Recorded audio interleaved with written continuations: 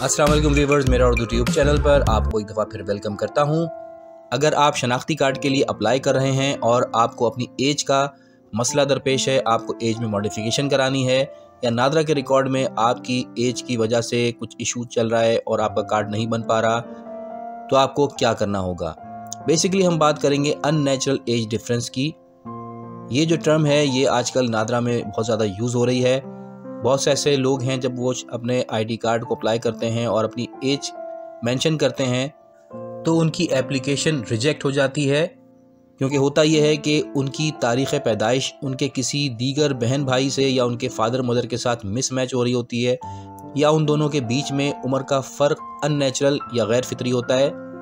इसकी मैं आपको मिसाल देता हूँ कि आपकी तारीख़ पैदाइश है 1 जनवरी 1980 और आपके छोटे भाई की तारीख़ पैदाइश नादरा के रिकॉर्ड में है 10 मार्च। तो ये जो फ़र्क आ रहा है दोनों की तारीख़ पैदाइश में, सिर्फ 2 महीने और 2 दिन का आ रहा है, तो ये एक अननेचुरल एज डिफरेंस कहलाता है। क्योंकि अगर फितरी तौर पर और मेडिकल पॉइंट ऑफ व्यू से भी देखा जाए, 2 बच्चों की पैदाइश में वक्फ़ा कम से कम 6 महीने से 9 महीने का होता है।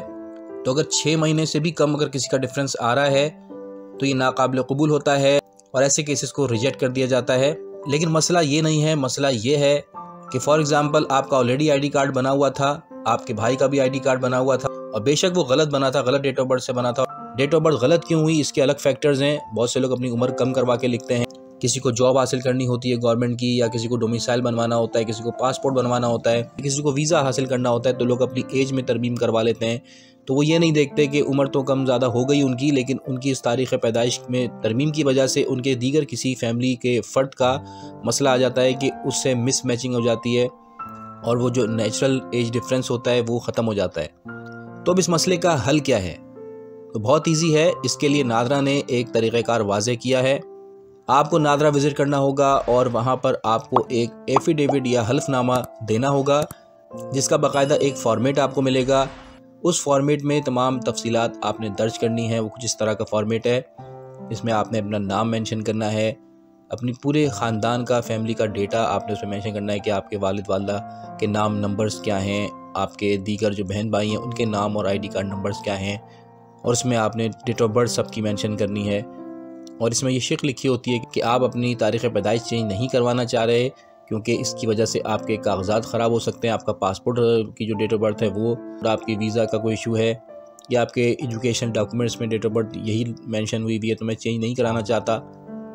तो नादरा ही करेगा कि इस एफिडेविट को एक्सेप्ट करेगा, और जो आपकी आईडी कार्ड पर तारीख़ पैदाइश है बेशक वो गलत हो, अननेचुरल एज डिफरेंस आ रहा हो, उसको एक्सेप्ट कर लेगा, आपका आईडी कार्ड बन जाएगा।